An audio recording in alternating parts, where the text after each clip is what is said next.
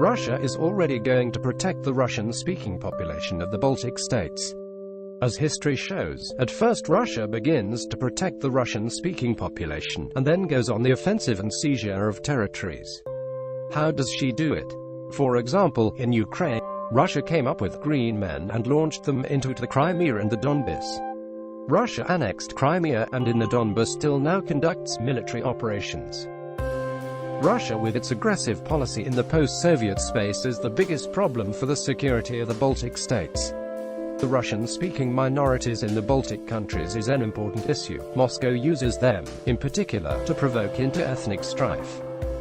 Russia financially and intangibly supports Russian-speaking people through the embassies, through the Russky Mir Foundation.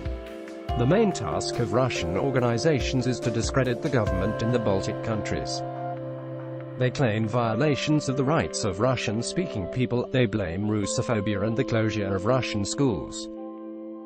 The authorities reproach the authorities for misinterpreting historical facts, propagandize the revival of fascism and Nazism, and they also try to discredit the security that NATO provides in the region.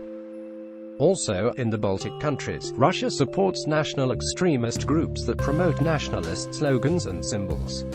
In recent years, the activation of Russian intelligence activities in the Baltic region has increased. Russia recruits entrepreneurs, journalists, criminal groups, scientists, diplomats, as well as experts. Their goal is to gather information and influence political systems in the Baltic countries.